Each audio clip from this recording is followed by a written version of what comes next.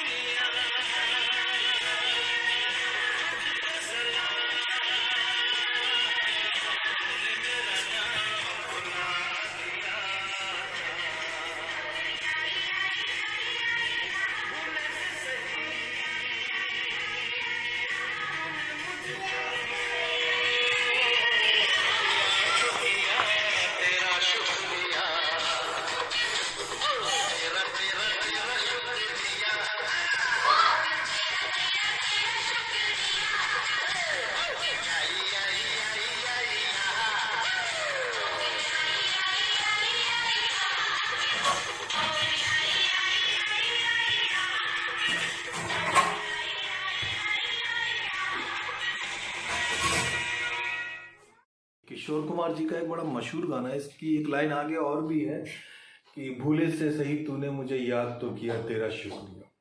14 साल तक परशुराम जी ने लिखना बंद कर दिया था। दरअसल 2005 के बाद में लगभग 9 जासूसी नॉवलों की दुनिया खत्म सी होती चली जा रही है, और पल्प फिक्शन के, जासूसी नॉवलों के प्रकाशक कम होते चले गए, कम होते होते बिल्कुल लुप्त प्राय टाइप के हो गए, मिनिमम इक्के दुक्के से बचे रह गए, ऐसा हो गया। लोगों में क्रेज ही नहीं रह गया एक तरीके से पढ़ने का। एकदम एक भूचाल सा आया, एक बाढ़ सी आई ढेर सारे टीवी चैनलों की, और लोगों ने नॉवल पढ़ना छोड़ वो जासूसी किस्से टीवियों पे देखना शुरू कर दिए, या और भी कुछ वजह रही, लेकिन जो है फिर वो नॉवलों की दुनिया, जासूसी नॉवलों की दुनिया तो लगभग खत्म ही होती चली गई। 2005 तक वेद प्रकाश शर्मा जी, सुरेंद्र मोहन पाठक जी, अनिल मोहन जी, अमित खान जी, इस तरीके के गिने चुने इक्के दुक्के नाम रह गए थे जिनकी नॉवलें आ जाती थी, और जो पुराने शौकीन थे पढ़ने के वो पढ़ लेते थे। लेकिन धीरे धीरे 2005 के बाद बिल्कुल ही ऐसा जमाना आया कि बड़े मशहूर जासूसी नॉवलों को, नॉवलिस्टों को, जो जमे हुए लेखक थे, उनको भी ढूंढने पड़ रहे थे पब्लिकेशन, जगह जगह गली गली कूचे में बात करके, फोन करके कि कोई नॉवल छाप दो। नॉवल वाले ही खत्म हो गए थे। ऐसे में परशुराम शर्मा जी के कैरियर को भी ग्रहण लग गया था। वो 14 साल उन्होंने नहीं लिखा, वो तो म्यूजिक की दुनिया में चले गए थे। अपने मेरठ में कुछ लोगों को गीत संगीत वगैरह सिखाने लगे थे, संगीत की दुनिया में कुछ काम वाम करने लगे थे। 14 साल बाद शुक्र है कि सोशल मीडिया का दौर आया, दोबारा लोगों ने सोशल मीडिया पे नॉवेल्स वगैरह पढ़ना शुरू करे, किताबें पढ़ना शुरू करी। उसी सिलसिले में परशुराम जी के नॉवलों, सबसे पहले तो डिमांड हुई सुरेंद्र मोहन पाठक के नॉवलों की, उसके बाद में फिर डिमांड आना शुरू हुई परशुराम जी की। बड़ा बेहतरीन लेखक हैं अपने ज़माने के, सन 60 से शायद लिख रहे हैं, बड़ा बेहतरीन लिखते हैं, बड़ा चमत्कारिक लिखते हैं, बड़ा मैं उनका प्रशंसक हूँ साहब। तो फिर उनका लिखने का दौर शुरू हुआ, फिर उन्होंने ऑनलाइन छपना शुरू करा, फिर धीरे धीरे किताबें, धीरे धीरे और पब्लिकेशन। उन्होंने जब देखा कुछ पब्लिकेशनों ने, गिने चुने, कि अभी भी जासूसी नॉवलों का बाजार है और पाठक है, खरीदने को इच्छुक है, तो उन्होंने भी थोड़ा पहले जैसा तो तेजी से नहीं, लेकिन फिर भी छापना शुरू करा, आना शुरू करा। तो परशुराम शर्मा जी दोबारा वापस आए। उनके बाज और बाजीगर नॉवल सबसे ज्यादा हिटों में से है। आग सीरीज, अगिया बेताल उनके बड़े हिट सीरीज हैं जो दोबारा रीप्रिंट हुए। इसी के साथ उनकी ये सलाखे नाम की आत्मकथा भी अभी मुश्किल से 3-4 महीने ही हुए होंगे प्रकाशित हुई। आत्मकथा के विषय में बताने से पहले मैं पसंद करूंगा, ये अमृता प्रीतम की आत्मकथा है रसीदी टिकट। ये भी अपने जमाने की बड़ी मशहूर। अमृता प्रीतम जी के विषय में मैं बताना पड़ूंगा, शब्दों की जादूगरनी थी। हिंदी, उर्दू, पंजाबी शब्दों को लेकर जो वो लिखती थी, भाई गॉड, बड़ा बेहतरीन लिखती थी। ऐसा लगता था जैसे आपको वो किसी बहुत सपनों की दुनिया में लेके चली गई हो। उनके अल्फाज आपको एक ऐसी सपनीली परी लोक में, एक ऐसे खूबसूरत मखमली दुनिया में ले जाते थे। बड़े बेहतरीन शब्द इस्तेमाल करते के बाद में फिर अजीत कौर भी अपने समय की एक बहुत महान लेखिका है। उनकी ये कूड़ा कबाड़ा एक आत्मकथा है, इसने भी अपने दौर में बड़ा हंगामा मचाया था। तब तो खैर जिस जमाने में ये प्रकाशित हुई थी कूड़ा कबाड़ा अजीत कौर जी की, तब तो किताबों की दुनिया जिंदा थी और बहुत हिट हुआ करते थे, लोग किताबों के ही शौकीन होते थे। ये भी बड़ी आत्मकथा हिट हुई। अब वर्तमान में जो सबसे हिट चल रही है वो है सुरेंद्र मोहन पाठक जी की आत्मकथा, जिसके 3 भाग हैं। 2 तो मेरे पास मौजूद है, तीसरा भी यहीं कहीं रखा हुआ होगा। बहुत ज्यादा ये भी पसंद करी गई साहब। सुरेंद्र मोहन पाठक की आत्मकथा तो वाकई बड़ी फेमस है। अब आई वर्तमान में, इन सब चीजों को देख के फिर बहुत पाठकों ने, बहुत लोगों ने जिक्र करा कि जी परशुराम शर्मा जी भी अपने तरीके से बड़े महान लेखक हैं, बहुत बेहतरीन लेखक हैं, बहुत उनका लिखने का ढंग बड़ा निराला है। तो और साहब उनकी जीवनी में अच्छी रही, तो उनकी जीवनी भी बाजार में आनी चाहिए। अब जरा सलाखे के विषय में मैं बता दूं, सलाखे ये जो ऑटोबायोग्राफी है 314 पेजों की ये किताब है। बड़े अच्छे, बहुत अच्छे ढंग से इसकी छपाई करी गई है। बड़ा पेपर बैक है और बड़ा खूबसूरत तरीके से पुस्तक को सजावट के साथ में बाजार में लाया गया है। बड़ी मेहनत करी गई है किताब पे, बहुत बढ़िया तरीके से। बड़ी अच्छी हिंदी है, बड़ी अच्छी भाषा है, बड़े अच्छे कागज़ है, बड़ा अच्छा तरीका है इसका। तो सलाखे के बारे में बता दूं, अब तक तो मैंने बहुत सारे लेखकों की आत्मकथा आपने भी पढ़ी होगी और देखी होगी। हिटलर ने अपनी आत्मकथा लिखी और हमारे पूर्व प्रधानमंत्रियों ने अपनी अपनी लिखी। जवाहरलाल नेहरू के बारे में कहा जाता है कि शायद उनकी आत्मकथा जब वो लिख रहे थे तो राष्ट्रहित के मुद्दों के ऊपर वो जेल में थे। महात्मा गांधी ने भी अपनी मेरा सबसे सामना इसी तरीके से जो है ना वो तक रखी। परशुराम जी जिस मामले में औरों से भिन्न है वो इस मामले में इनके अंदर का लेखक जो उदय हुआ, जब इनकी शुरुआत हुई लिखने की, तो ये जेल में थे।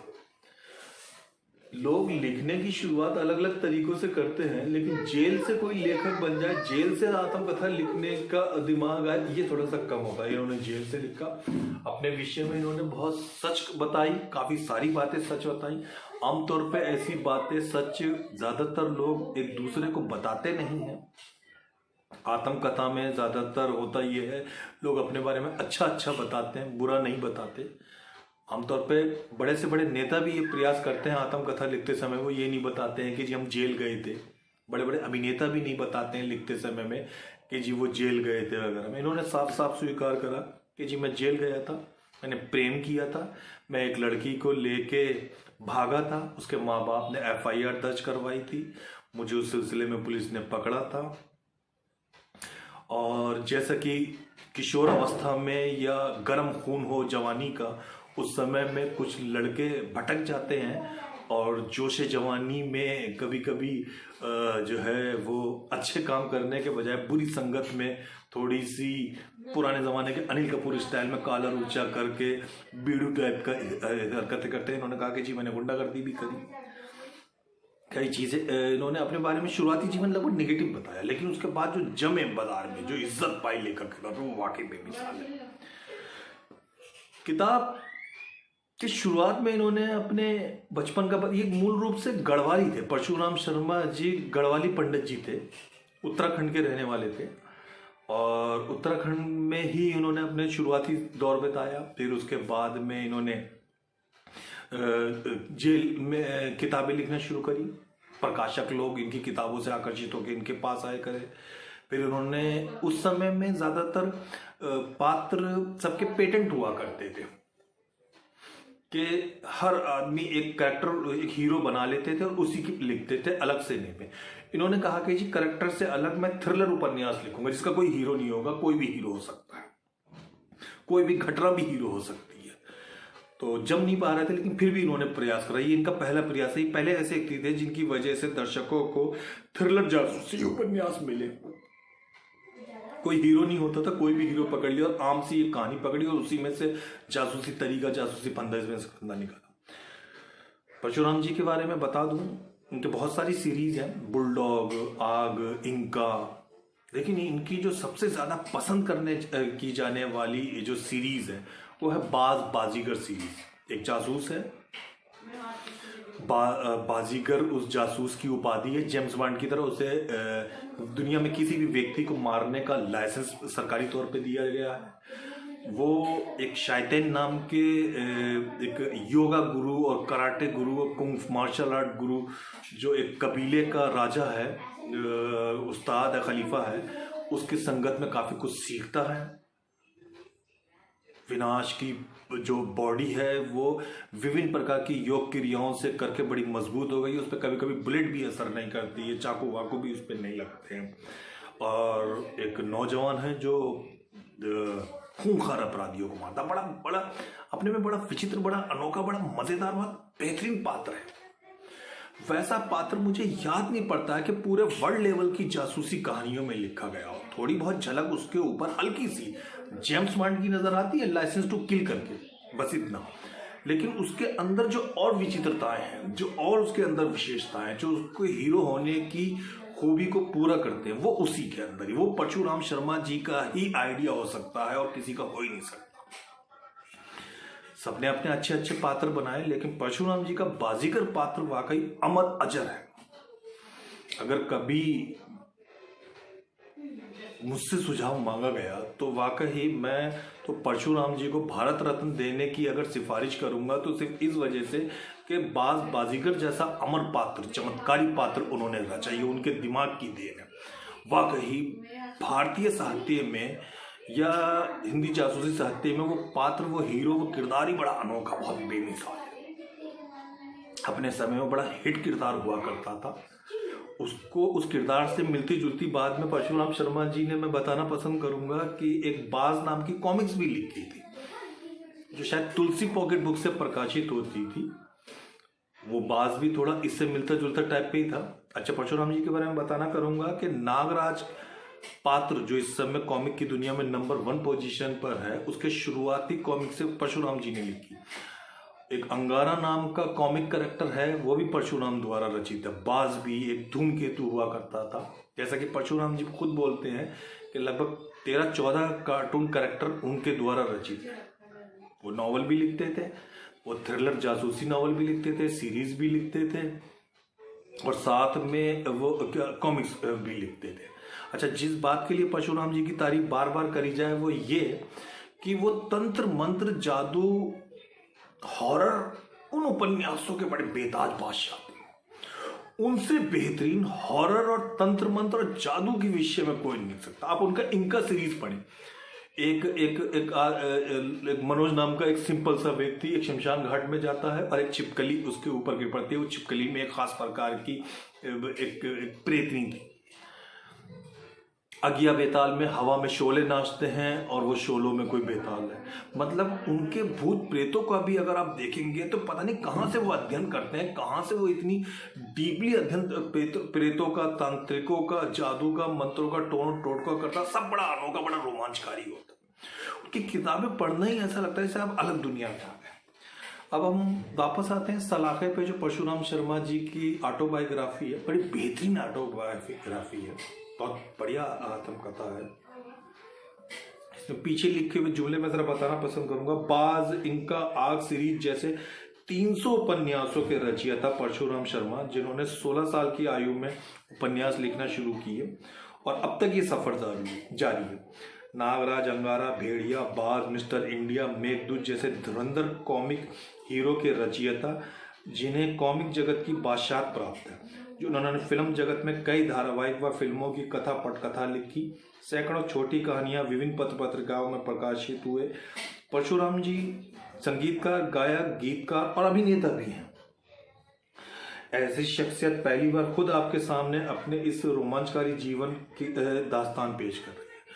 तो दर्शकों, मैं ये कहना चाहूँगा कि जो लोग भी आत्मकथा पढ़ने को इच्छुक हैं, ऑटोबायोग्राफी पढ़ते हैं, वो परशुराम जी की ये सलाखें एक बार ज़रूर पढ़ें।